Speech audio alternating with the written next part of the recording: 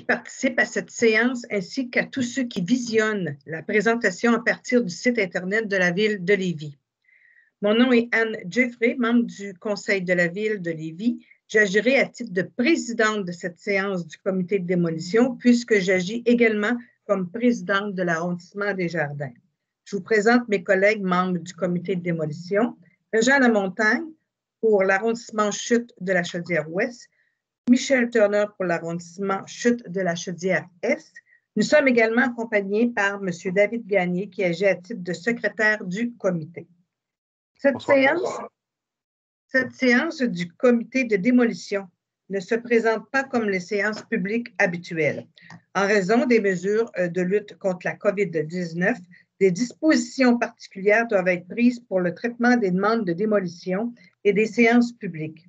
Ainsi, un arrêt ministériel oblige que toutes les démarches décisionnelles qui impliquent le rassemblement de personnes est remplacée par une consultation écrite.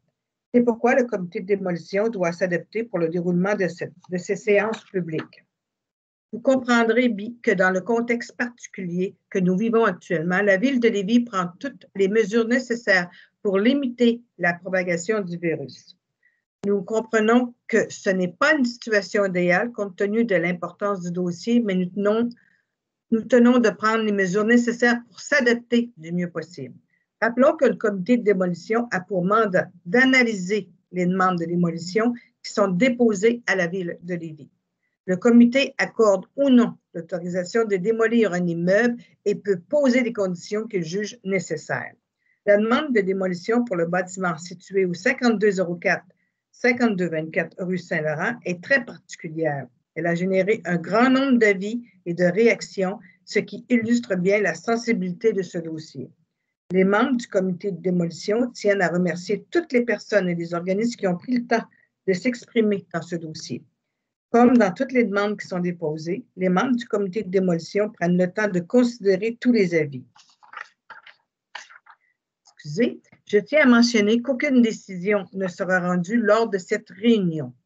Celle-ci servira à la présentation de la demande de démolition.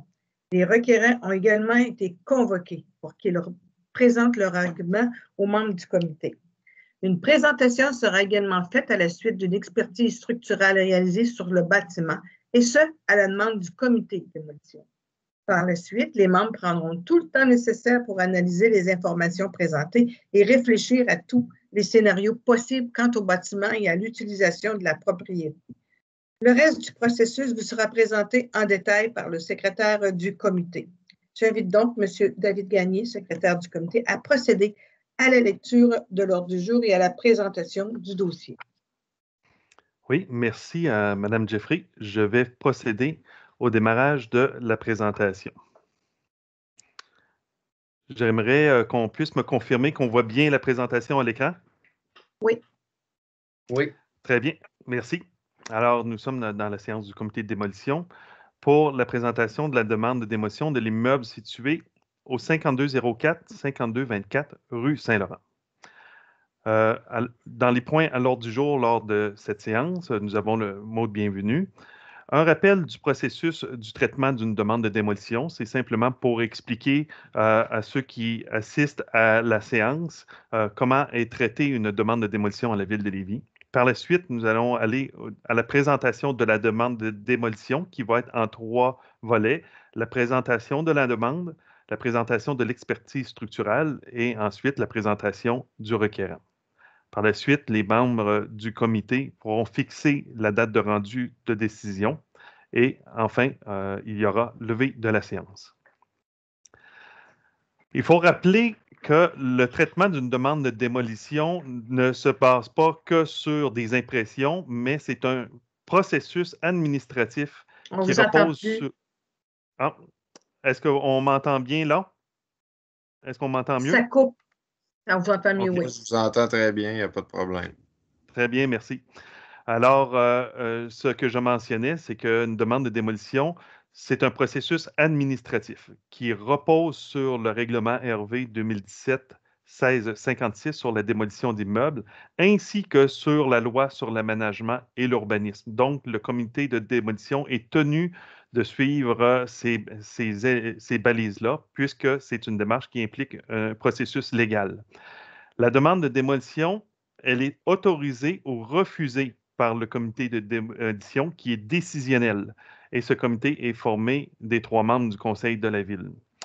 Une demande de démolition est analysée, entre autres, en fonction de plusieurs paramètres. Donc, je les cite par exemple, les paramètres du règlement sur la démolition d'immeubles, les articles de la loi sur l'aménagement et l'urbanisme, toute la documentation qui est liée à la propriété. Cela, ça peut compter également tout le dossier de propriété qui est archivé à la ville de Lévis. Le comité doit également considérer l'état physique du bâtiment et ses possibilités de réhabilitation. On considère également l'historique de l'immeuble et sa valeur patrimoniale, l'ensemble des avis reçus des organismes et des citoyens. Le comité doit également considérer les expertises qui sont déposées au comité, les règlements municipaux en vigueur, notamment pour l'analyse du projet préliminaire de remplacement du sol. Le comité doit regarder également l'intérêt et la pertinence du projet de remplacement, ainsi que toute autre information pertinente au dossier. Il y a toujours des éléments qui se rajoutent. Donc, sur la base de tous ces éléments-là, le comité réfléchit et rend une décision qui est bien éclairée. Nous sommes maintenant rendus à la présentation de la demande de démolition. Donc, ce soir, le comité doit se baser sur le dossier du 5204-5224 rue Saint-Laurent sur le numéro de lot 2 432 578 du cadastre du Québec. Les requérants et propriétaires de l'immeuble et l'entreprise 9407-4218 Québec Inc., qui est représentée par M. Alexandre Dion. L'objet de la demande de démolition est la démolition d'un bâtiment multifamilial pour un projet de construction. Présentement, les valeurs qui sont inscrites au rôle d'évaluation de la Ville de Lévis, la valeur du terrain est de 246 300 $, la valeur du bâtiment de 331 500 $, pour un total complet de valeur de l'immeuble de 577 800 $. L'usage actuel du bâtiment, il est vacant. Pourquoi? Parce que les occupants du bâtiment ont été évacués, et ce, à la demande de la Ville de Lévis, par le service de prévention et sécurité incendie. Donc, pour la sécurité des occupants, le bâtiment a été vidé durant la fin de l'année 2020. On voit ici la localisation de l'immeuble tout près du parc de l'Anstibitz, situé juste au coin là, de la rue Saint-Laurent. On voit très bien la localisation et on voit une vue en plongée avec l'ensemble de son cadre bâti et de son environnement. Parmi les caractéristiques patrimoniales du bâtiment, l'année de construction remonte à 1867. Alors, l'évaluation patrimoniale qui est inscrite à l'affiche, elle est moyenne. Cela peut être surprenant pour un bâtiment qui possède une historique aussi importante. Je vous explique, l'évaluation patrimoniale n'est jamais une valeur établie par la ville ni par des fonctionnaires, mais bien par une firme externe pour une évaluation objective. Le bâtiment possède une valeur historique très élevée. Par contre, compte tenu des grandes altérations que le bâtiment a subies au fil du temps et des multiples modifications qui ont altéré son état physique, le bâtiment, malheureusement, a une évaluation patrimoniale qui a été tirée vers le bas. Donc, on a une évaluation moyenne. La propriété est située dans un secteur d'intérêt patrimonial primaire assujetti au règlement sur les PIA, volet patrimonial, donc le règlement sur les plans d'implantation d'intégration architecturale, volet patrimonial. Le plan de l'édifice actuel a été réalisé par Harry Staveley, un architecte de Québec. L'immeuble est associé à l'histoire et l'évolution de l'Anstibitz. Donc, pourquoi on nomme cet élément-là? Parce que l'Anstibitz, avant de devenir un parc, il y a plusieurs années, était un site industriel et ferroviaire de grande importance. C'était le terminus ferroviaire du Grand Tronc. Alors, il y a plusieurs éléments qui sont associés à cette importance historique-là. On permet justement de faire un petit survol historique pour bien comprendre le contexte et le bâtiment. À partir de 1853 et 1854, l'ensemble du site de Lans-Stibitz est aménagé pour établir le terminus ferroviaire du Grand Tronc. Le Grand Tronc est le réseau ferroviaire l'un des plus importants dans l'Est du Canada à cette époque. Alors, le site devient la desserte ferroviaire pour l'ensemble de la région de Québec et devient rapidement l'un des principaux débarcadères pour les immigrants arrivés au Canada par le port de Québec. Donc, il y a plusieurs centaines de milliers d'immigrants qui ont transité par ce lieu. C'est en 1855 qu'on assiste à la construction d'un premier édifice qui porte le nom d'Hôtel Victoria. Cet édifice-là, il est situé au même endroit. Il est détruit par un incendie en 1859. Ce bâtiment-là, Hôtel Victoria, il est reconstruit en 1859, puis il est réincendié par la suite en août 1867. C'est important de mentionner que le site de Lans-Stibitz, les installations ferroviaires, la gare et plusieurs édifices tout autour ont été souvent touchés par des cycles d'incendie, des conflagrations, alors ce qui a porté atteinte là, au visage et au cadre bâti de ce milieu-là. C'est en novembre 1859 que M. Frank Tofield achète le site. Pourquoi on nomme Frank Tofield? Parce que c'est le personnage qui va faire construire l'immeuble et gérer l'hôtel qui le loge par les années suivantes. Donc, en octobre 1867, on assiste à la construction du bâtiment actuel. Donc, entre 1867 et 1889, le bâtiment accueille l'hôtel Tofield's Victoria, qui est un hôtel de grande classe dans ce milieu-là. Il faut rappeler que la plupart des bâtiments qui ceinturent Lans-Stibitz étaient des hôtels, donc le plus proche du terminus ferroviaire était celui de première classe, et plus on allait plus loin, plus la qualité des lieux diminuait. En 1875 et 1882, le bâtiment est abîmé par des incendies. Alors, il y a déjà des altérations qui sont subies dès ce moment-là. Et en 1889, on assiste à la fermeture de l'hôtel. Donc, on voit dans les journaux la mise en vente des équipements. Et il y a un nouvel avis de vente en 1895. Donc, on peut présumer que la vocation hôtelière a peut-être été poursuivie quelques années après la fermeture de la vocation première.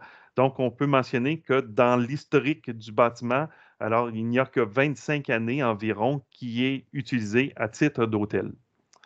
Alors, on voit ici là, une image qui est bien connue du bâtiment, tout juste après sa construction, donc probablement en 1868. On voit la qualité là, de la construction. Et c'est un bâtiment qui, par son site et son implantation, on le retrouve dans la plupart des iconographies du site de Lans-Stibitz et du terminus ferroviaire du Grand Tronc. Donc, on voit très bien là, le bâtiment bien implanté dans son cadre bâti de l'époque. Poursuivons avec les informations historiques. À partir de 1895, il n'y a plus aucune mention d'usage d'hôtel à cet endroit-là, ni dans les répertoires, ni dans les annuaires, ni dans les journaux. Alors, on peut comprendre qu'à partir de 1895, il n'y a plus aucune vocation hôtelière. Entre 1893 et 1915, le premier étage ou le rez-de-chaussée est utilisé par l'épicerie Boivin, qui est propriétaire de l'immeuble également. Et il y a une portion du premier étage qui est utilisée par un club. Cette information-là est tirée des plans d'assurance incendie. Entre 1915 et 2020, donc jusqu'à l'an dernier, le bâtiment n'est utilisé que pour l'habitation, soit pour des logements et des chambres en location. En 1925, le bâtiment est mis en vente et dans l'annonce de vente, le bâtiment est vendu pour l'établissement d'une manufacture.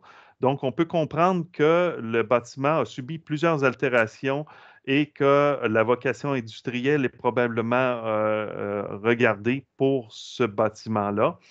Vers 1930, c'est une information qui a été transmise, l'ensemble du bâtiment est inhabité durant quelques années. On ne sait pas si c'est pendant 5 ans ou une dizaine d'années, mais on sait que le bâtiment, il est inhabité et donc probablement qu'il y a eu également des altérations. Entre 1928 et 1945, on observe une démolition de la section est de l'immeuble. Pourquoi cette portion-là? En fait, c'est que c'est l'iconographie qui permet de dater d'arriver à ces dates-là. Donc, en 1928, c'est la dernière date de photo où on voit le bâtiment dans sa pleine longueur. Et en 1945, une autre photo où on voit le bâtiment qui a été raccourci. Alors, on voit ici très bien là, le bâtiment en 1911 avec sa composition originale et toute la portion là, qui se trouve vers l'est a été démolie, soit parce qu'elle était altérée, soit à la suite d'un éboulis ou soit à la suite d'un incendie. Il n'y a aucune trace là, dans les journaux qui permet de documenter cette démolition-là. On voit également là, en 1925 que le bâtiment avait conservé sa pleine longueur. Mais par la suite, en 1968, là, c'est un saut là, dans le temps, mais on voit que le bâtiment là, avait subi plusieurs modifications. On voit là, avec les portes et les fenêtres qu'il y a des altérations qui ont été apportées. Et la plus importante altération est justement à la suite de la démolition de la portion est. Il y a des murs intérieurs qui se sont retrouvés exposés à l'extérieur. Donc, il faut comprendre que la structure de ces murs-là n'avait pas été conçue pour être exposée aux intempéries. Alors, tout à l'heure, là, on verra que cet élément-là a porté atteinte là, à l'intégrité physique du bâtiment. Entre 1945 et 2020, il y a une grande succession de plusieurs propriétaires et on assiste également au dépérissement graduel de l'immeuble. À partir de 1997, il y a plusieurs travaux dérogatoires et non conformes qui sont réalisés à l'intérieur. Donc, on observe une modification des divisions, des percées dans les pièces porteuses, multiplication de logements à l'intérieur. Alors, il y a plusieurs travaux qui sont faits à partir de cette année-là. Et en 2020, par contre, il y a changement de propriétaire. Donc, c'est le propriétaire actuel qui a le bâtiment entre les mains. Alors, on doit noter un très long historique de requêtes et d'interventions par la direction de l'urbanisme et les services de prévention incendie concernant l'entretien général de l'immeuble et la sécurité des occupants. Donc, malgré le dépérissement, la ville de Lévis a eu à l'œil ce bâtiment-là de manière très attentive pour encadrer les interventions. Alors, on voit ici, là, en 1978, le bâtiment présentait encore son aspect original avec le lettrage, la galerie originale. On voit ici que certains travaux ont été faits. Le garage ici a été démoli en 1985. On voit qu'il y a des éléments qui ont changé à cette époque-là. Et on voit tout de suite avec un saut dans l'histoire 2006, avec un nouveau revêtement, avec un revêtement de vinyle, on voit que les portions originales et architecturales ont été altérées. Parmi les informations architecturales qu'on peut noter, on doit noter que c'est une construction en maçonnerie de briques porteuses. Donc, on voit l'usage de la brique un peu partout dans l'édifice. Et on voit également une charpente de toiture qui est porteuse pour certains éléments. Au moment de la construction, il s'agissait d'une conception et d'une réalisation de grande qualité. Alors, avec l'usage de matériaux nobles, donc on peut noter la pierre de taille, des moulures, du bois de structure de haute qualité. Donc, c'était vraiment un bâtiment de haute qualité. Par contre, au fil des années, il y a eu un grand nombre d'interventions et notamment de stabilisation structurelle au fil des années. Pourquoi? Parce qu'on observe des renforts, des tiges dans le bâtiment. Donc, probablement qu'il y a eu des mouvements de structure qui ont eu lieu au fil des années et ça remonte de plusieurs années, ces éléments-là. Et on peut noter actuellement un état physique précaire depuis plusieurs années et un grand nombre de plaintes qui ont été générées de la part de citoyens quant à l'apparence du bâtiment et son entretien général, l'entretien général du bâtiment. Donc, on voit ici, là, à l'intérieur, des éléments là, qui témoignent de l'époque de la construction, donc des anciens foyers. On voit très bien la brique là, qui est utilisée, certaines moulures courbes là, qui témoignent de la grande qualité de la construction originale. Toutefois, on observe en même temps là, des renforts qui ont été ajoutés et je ne veux pas avancer trop loin, il va y avoir une présentation là, au niveau structural du bâtiment. Par contre, on peut observer ici, là, à l'intérieur des combles, une ferme qui a été rajoutée en support probablement à d'autres travaux qui ont été faits ou on ignore là, à quel moment cette ferme a été installée pour renforcer la structure intérieure. Et on voit un peu partout là, dans le bâtiment des altérations de la brique porteuse du massif de maçonnerie. Alors, plusieurs observations comme ça d'effondrement, de désagrément, de désolidarisation des murs. Et on observe là, à plusieurs endroits à l'intérieur, dans les logements, des traces là, d'effritement et de briques fissurées et d'éléments là, qui semblent démontrer qu'il y a des mouvements à l'intérieur.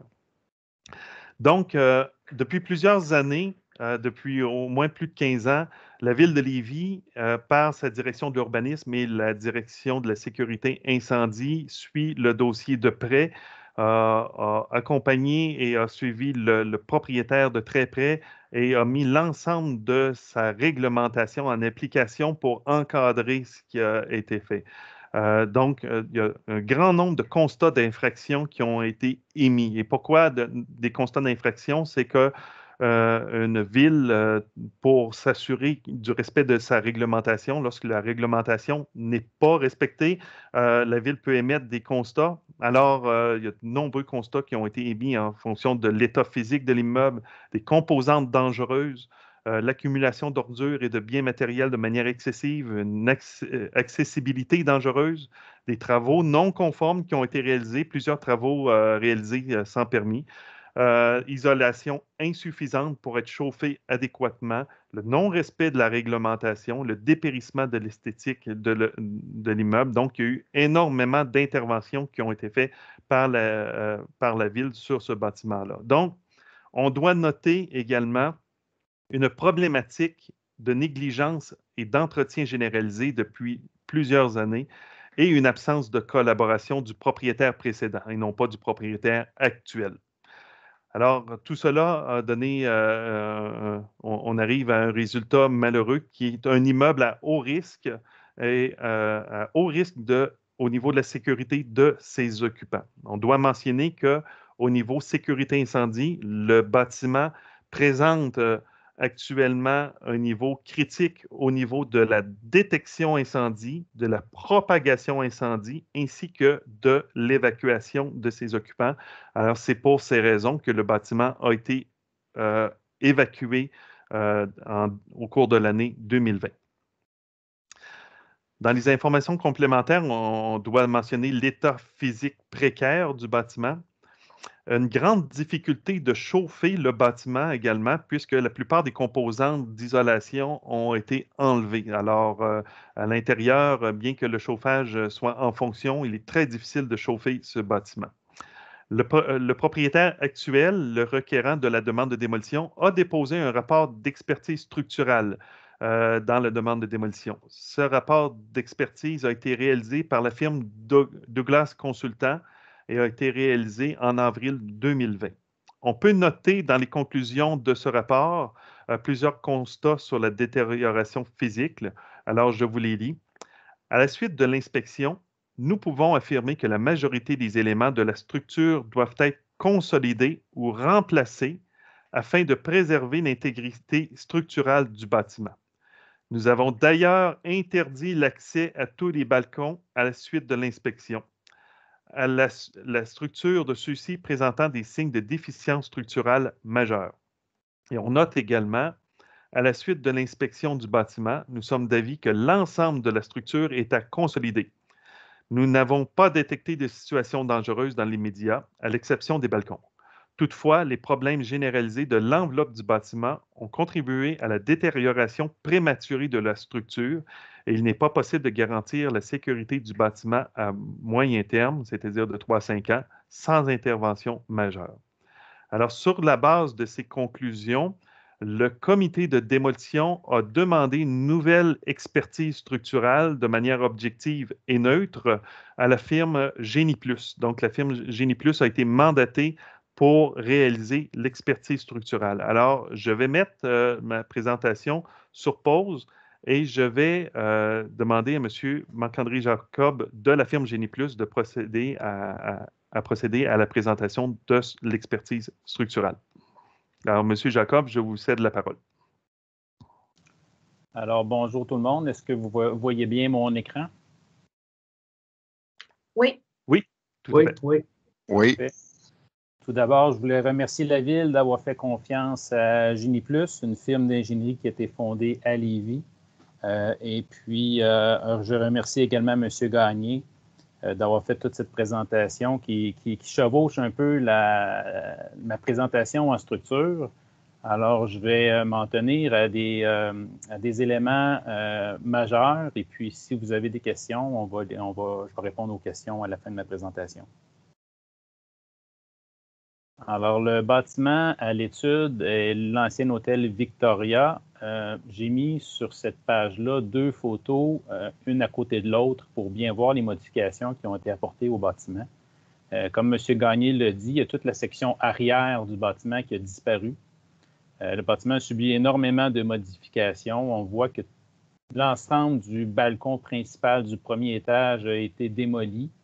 Ainsi que le petit toit qui surplombait ces galeries-là. On voit également que l'ensemble des corniches de toiture ont été modifiées. Il y a eu disparition des éléments architecturaux des corniches. Toutes les lucarnes également de la toiture ont été enlevées. Il y a eu des fenêtres qui ont été obstruées. Il y a eu également des nouvelles ouvertures qui ont été faites. Il y a eu l'ajout de balcons dont la structure est assez précaire qui ont été ajoutés en façade de l'immeuble. Sur la page suivante, on voit aussi qu'il y a des balcons qui ont été ajoutés côté falaise. Pour se situer lors de ma présentation, on a pris, vous voyez la photo de l'image de droite, là, pour se repérer la façade de l'immeuble. C'est celle qui se trouve, si on veut, vers l'ouest. L'autre façade, on l'a appelée côté fleuve. Côté arrière, c'est le côté où le bâtiment a subi une démolition. Et puis finalement, il y a le côté falaise.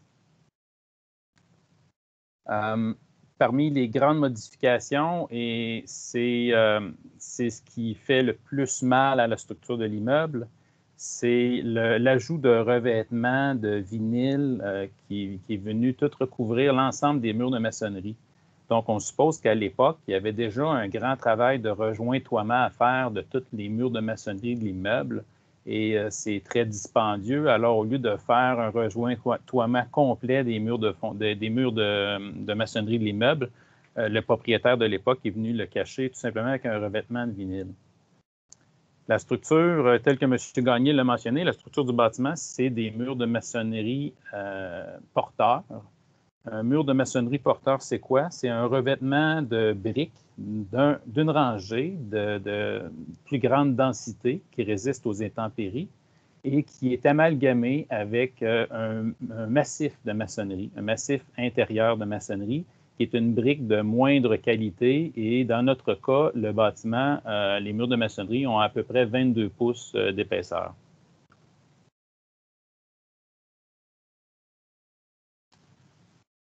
Je vais commencer par discuter de l'apparence extérieure du bâtiment avec les balcons et les escaliers.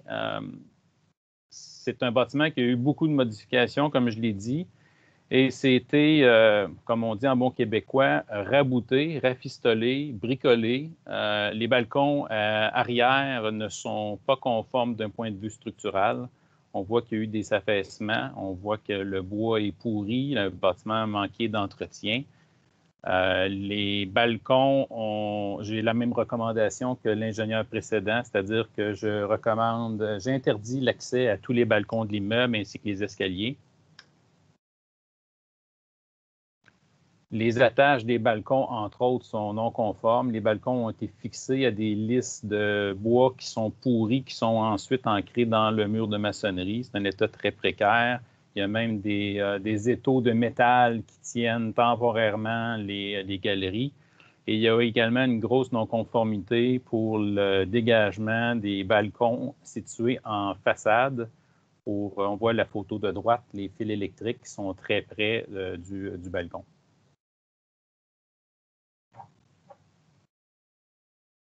L'état des murs de maçonnerie extérieure. À certains endroits, on a fait des ouvertures exploratoires pour regarder l'état de la maçonnerie. La brique est en mauvais état, surtout les joints. Les joints de briques sont très effrités. Il y a eu affaissement de briques sur les 4 façades du bâtiment qu'on a expertisées. La photo de gauche se trouve à être une ouverture qu'on a pratiquée à l'arrière du bâtiment. La photo du centre, c'est côté falaise. Côté falaise, c'est le mur le plus inquiétant, point de vue structural, puisqu'il y a eu effondrement de la brique extérieure dans le centre du mur, et quand on va à l'intérieur du bâtiment, il y a eu également effondrement du même mur côté intérieur. Dans mon rapport, j'ai recommandé à la Ville d'établir un périmètre de sécurité pour éviter que les piétons puissent circuler entre le bâtiment et la falaise. La photo de droite maintenant, c'est un mur de maçonnerie côté arrière qui était anciennement un mur intérieur. Et on remarque que la brique de ce mur-là n'est pas de la même couleur et pas non plus la même densité que des revêtements de briques extérieures. C'est-à-dire que la brique n'a pas été conçue, n'a pas été construite non plus pour être un mur extérieur. Et ce mur-là n'a pas 22 pouces d'épaisseur non plus, il n'a seulement que 12 pouces d'épaisseur. Puis les joints de ce mur-là aussi sont à refaire. État de la maçonnerie maintenant côté intérieur. Les photos montrent que des murs porteurs. Donc, la photo de gauche, c'est une photo prise d'un mur de maçonnerie côté façade. On voit que je rentre mon tournevis très facilement dans les joints entre les briques. Donc, il y a un rejointoiement complet des murs de briques à faire côté intérieur. La photo du centre, c'est ce que je vous parlais tantôt, le mur côté façade, qui est démoli côté extérieur, mais qui a aussi été très dégradé côté intérieur. La photo de droite, c'est l'état du mur de maçonnerie aussi à l'intérieur de l'immeuble, où est-ce qu'on voit qu'il y a eu de l'éclatement de surface aussi de la brique, en plus d'avoir des joints qui s'effritent. On a aussi réussi à avoir accès au vide sanitaire de l'immeuble. On n'a pas constaté dans cet immeuble-là de structure d'acier. Quelquefois, dans des bâtiments prestigieux de ces années-là, on pouvait constater l'utilisation de poutres d'acier avec des rivets. Dans ce cas-ci, l'ensemble de la structure du bâtiment, c'est une structure de bois qui repose sur des murs de maçonnerie extérieure, sur des murs de maçonnerie intérieure, ainsi que sur des poutres de bois reposant sur des piliers de maçonnerie. On a constaté, avant même de faire le tour des étages à l'intérieur, on a constaté qu'il y avait probablement eu des affaissements des planchers au cours des années parce que les piliers de maçonnerie ont été, excusez l'expression en bon québécois, chimés pour redresser ou tenter de redresser les planchers. On a constaté ces chimes de bois-là à plusieurs endroits. Le gros problème du bâtiment, ce que je l'ai dit tantôt, c'est les murs de maçonnerie, l'état des murs de maçonnerie. Rendu dans le vide sanitaire, les fondations, c'est une fondation constituée de pierres qui ont été assemblées ensemble à l'aide de mortier. Et ces pierres-là ont été entièrement giclées de polyuréthane. Ce qui fait que le polyuréthane, c'est un très bon isolant, mais dans un cas comme ça, où est-ce qu'on vient cacher un mur de pierre, le polyuréthane a le désavantage de retenir l'eau, de retenir l'humidité. Et ça va tout simplement avoir comme effet d'accélérer la dégradation du mortier dans les murs et peut-être même favoriser l'éclatement de la pierre parce que l'eau contenue à l'intérieur du mur, lorsqu'elle gèle, bien, elle cause des dommages. Autre désavantage du polyuréthane, c'est que ça, en retenant l'humidité n'a pas le choix de migrer vers le haut du mur. Et qu'est-ce qu'il y a vers le haut du mur? Bien, il y a toute l'assise des solives de bois du plancher. Donc, ça peut favoriser la pourriture des éléments du plancher du rez-de-chaussée. Structure de bois maintenant. Il n'y a pas eu énormément d'endroits dans le bâtiment où on avait accès à la structure de bois, sauf dans ce logement-là, où est-ce qu'on voit que c'est des des vraies pièces de bois brut qui étaient recouvertes de lattage et ensuite de plâtre. On a par contre pu constater que les planchers subissaient une déflexion vers le centre de la pièce. On s'en est rendu compte également avec la photo du centre que les cadres de porte étaient croches, donc en forme de parallélogramme. Le bâtiment a eu beaucoup de modifications à l'extérieur, mais aussi beaucoup de modifications à l'intérieur. À l'intérieur du bâtiment, on voit qu'il y a eu des percements de plancher, entre autres, non conformes parce que la structure existante n'a pas été renforcée. On a constaté également au rez-de-chaussée du bâtiment l'ajout d'une mezzanine. Il y a eu des murs de maçonnerie de percée, des murs de maçonnerie de boucher. Bref, il y a eu énormément de modifications pour lesquelles on doute que ça a été fait selon les codes et normes en vigueur, surtout lorsqu'on regarde l'état des balcons extérieurs. C'était vraiment un bâtiment qui a été, entre guillemets, bricolé. Structure de bois. En toiture, on a pu constater dans le comble du toit l'état de la structure de bois. La structure de bois nous apparaissait quand même saine malgré l'âge du bâtiment. Je m'attendais à voir toutes les modifications qu'il y a eu sur la toiture, de voir beaucoup de pourriture dans l'entretoit, ce qui n'est pas le cas. Par contre, on voit que, comme M. Gagné l'a dit, que la structure de bois a déjà été renforcée. Il y a une ferme de bois qui a été rajoutée, puis ça ne date pas des 30-40 dernières années, c'est plus vieux que ça. Probablement parce qu'il y avait eu un affaissement de la toiture, puis ils sont venus renforcer la toiture avec cette ferme triangulaire-là, qui prend appui aux deux extrémités sur des murs de maçonnerie qui sont, eux, plus solides que le centre, par exemple, de la structure qui était une structure de bois.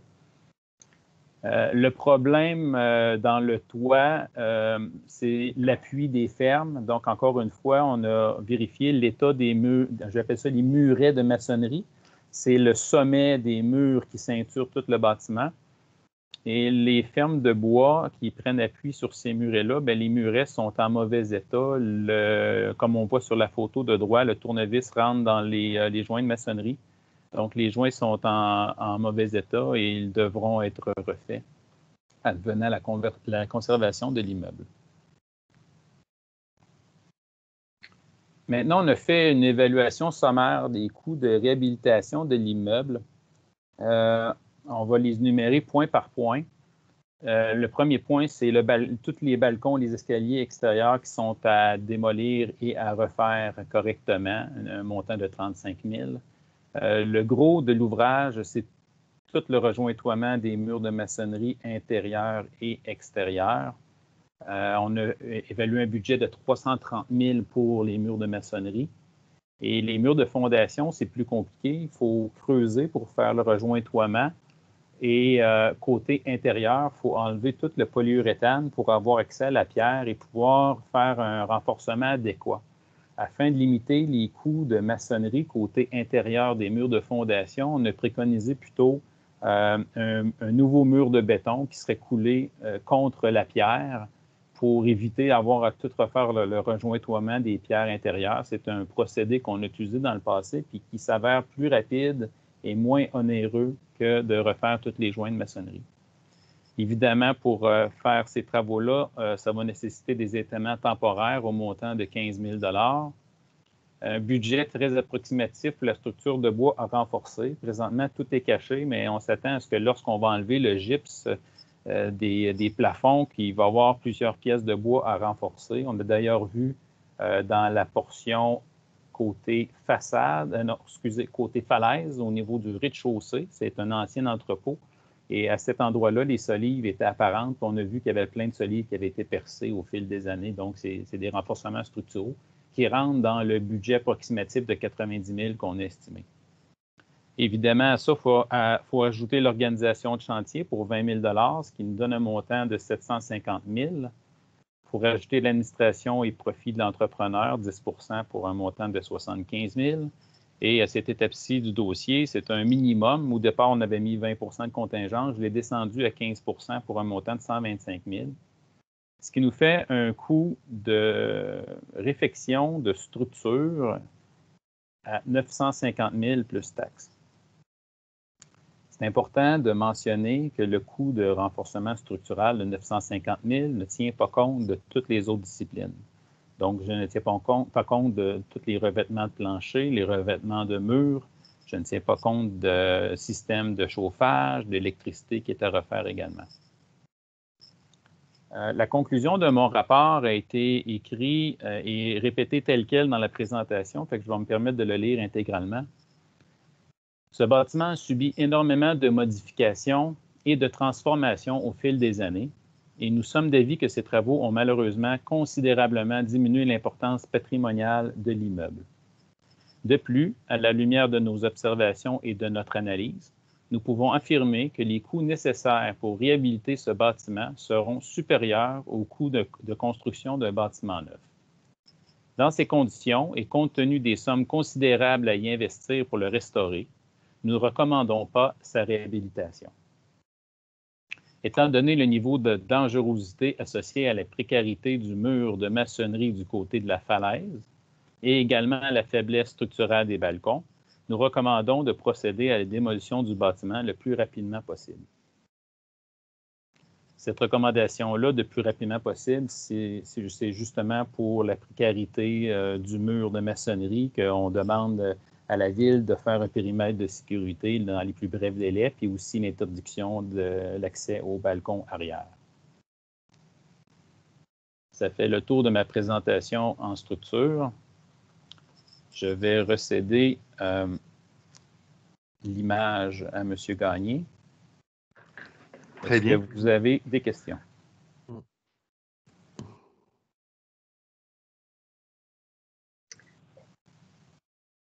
Alors, les membres du comité de démolition, est-ce que vous avez des questions à adresser à M. Jacob? Non, pas pour moi. Pour moi aussi, c'est complet. Là. Je pense on a lu votre rapport aujourd'hui aussi. Là. Le rapport est plus détaillé que votre présentation. C'est tout à fait normal. Oui. Et puis moi, faire mon idée, c'est complet pour moi. Merci. Parfait.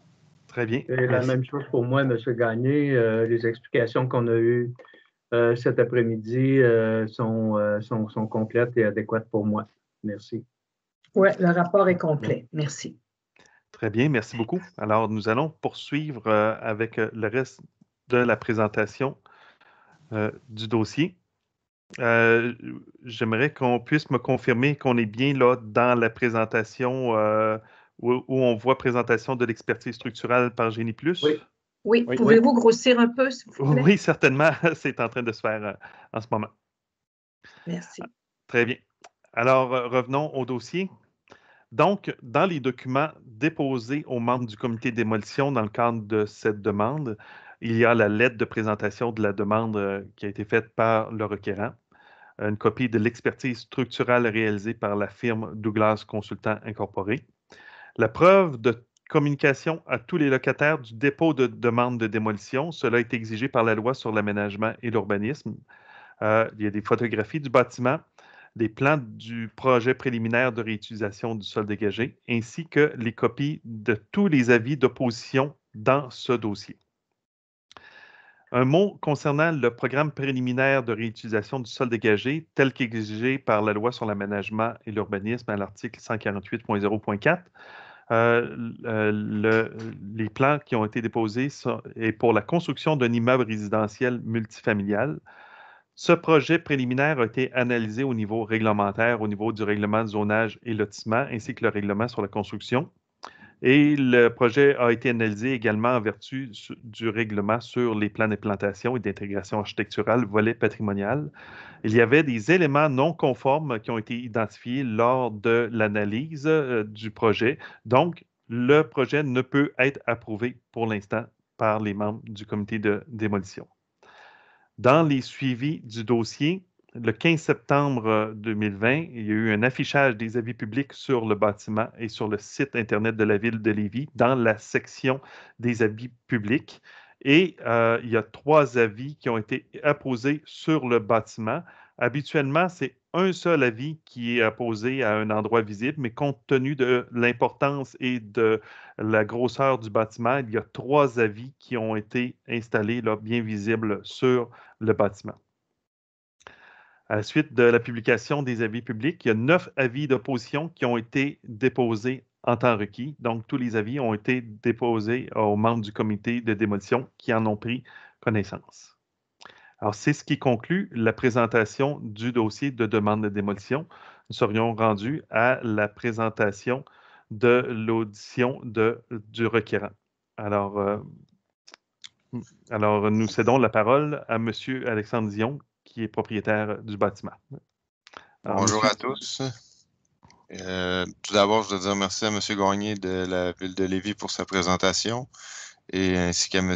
Jacob de la firme Génie Plus pour son rapport d'expertise qui est quand même assez complet. Je vous dirais, pour faire une présentation courte de notre compagnie, nous, on est le groupe Alto, ce qui se trouve être, on est entrepreneur en construction. Puis, on est quand même assez habitué de travailler avec des bâtiments qui sont à rénover. C'est souvent des bâtiments qu'on acquiert dans le but de les remettre au goût du jour, puis revitaliser les secteurs où ce qu'on travaille. Puis, on a déjà fait d'autres projets avec des bâtiments patrimoniaux dans le passé, ce qui nous amène aussi à avoir une certaine expertise à ce niveau-là. Donc, c'est sûr que pour justifier un peu notre demande de démolition, c'est quand on est venu pour faire une estimation des coûts de rénovation du bâtiment. On s'est rendu compte qu'on a frôlé le 2 millions de dollars. C'est entre 1,5 et 2 millions de dollars pour faire un produit final qui est vraiment au goût du jour, une rénovation complète, autrement dit, tout en gardant l'aspect original du bâtiment, ou en tout cas en essayant d'aller rechercher l'aspect original. Ce qui, selon nous, n'a aucun sens. Donc, c'est la raison pour laquelle on a fait une demande de démolition. Puis, c'est sûr que je pourrais revenir avec tous les points qui ont été apportés précédemment dans la rencontre, sauf que je pense que tout a été pas mal dit, là. La seule chose que je pourrais ajouter à ça, c'est que nous, le plan de présentation, le plan de projet de remplacement qui est pas approuvé, dans le fond, on est à les discussions vont bon train avec la ville. L'important pour nous, c'est de respecter la réglementation en vigueur puis intégrer le bâtiment, dans le fond, dans son environnement existant. En gros, ça fait le tour de nos commentaires. Je ne sais pas si vous avez des questions. Est-ce qu'il y en a qui ont des questions? Non, moi, c'est beau. C'est beau pour moi. J'aurais bien aimé ça vous en dire plus, mais tout a été pas mal dit. Là. Je dirais que je pourrais recommencer à zéro puis tout redire ces choses-là, mais je pense que tout a été dit. Ça me convient également. Je n'ai pas de questions additionnelles. J'ai gagné. C'est la montagne non plus? Non, merci. Parfait. Très bien. Alors, si vous permettez, je vais revenir à la présentation uniquement pour une précision. En fait, en raison des mesures là, liées à la pandémie, on doit ajuster le déroulement de la séance publique. Alors, comme Madame la Présidente le mentionnait, c'est une situation assez exceptionnelle. Donc, habituellement, lors d'une séance du comité de démolition, toute personne a le droit de s'exprimer. Alors, présentement, on ne peut pas permettre cet élément-là en visioconférence. Alors, on permet à toute personne qui désire s'exprimer dans ce dossier-là de transmettre les commentaires par écrit à l'adresse de courriel suivante desgagnés@ville.levy.qc.ca et ce jusqu'au vendredi 5 février. Alors, il n'y a pas de coup près, là. Ce n'est pas à 11h59 qu'on refuse toute demande de commentaires. Là. Tous les commentaires pourront être considérés. Et on demande à chaque personne qui va déposer des commentaires de ne s'en tenir qu'à des éléments nouveaux et de ne pas répéter des éléments qui ont été énoncés dans les avis d'opposition. Alors, tous ces éléments-là sont au dossier. Alors, si vous avez des éléments nouveaux, s'il vous plaît, les signifier par écrit jusqu'au 5 février. Et par la suite, le comité de démolition pourra rendre sa décision. Alors, c'est ce qui conclut la présentation du dossier pour les membres du comité de démolition. Alors, je vais terminer, si vous voulez, M. Gagné. Alors, comme nous l'avons mentionné au tout début, il s'agit d'un dossier d'une grande sensibilité. Les membres du comité de démolition vont prendre le temps de tout analyser. Les membres du comité de démolition demandent qu'un projet de réutilisation du sol dégagé conforme à la réglementation municipale soit réalisé rapidement. Lorsque ce plan sera déposé, sera analysé et une décision quant à l'autorisation ou non de la démolition pourra être rendue par la suite. Lorsque les membres seront prêts à rendre leur décision, le secrétaire communiquera avec tous ceux qui se sont exprimés afin de faire connaître la date du rendu de la décision ainsi que les moyens de trouver rapidement la présentation sur le web. N'oubliez pas que si vous avez des questions ou des commentaires, vous pourrez les transmettre rapidement à notre secrétaire par courriel, comme ils viennent de le dire. Alors, il n'y a pas d'autres points à l'ordre du jour. La séance est levée. Merci de votre participation. Merci beaucoup. Merci. Merci à tous. Merci, M. Jacob. Merci, M. Dion. Merci, Hélène, M. David. Alors, Merci les trois tout le monde. présidents vont rester entre nous. Bonne fin de journée.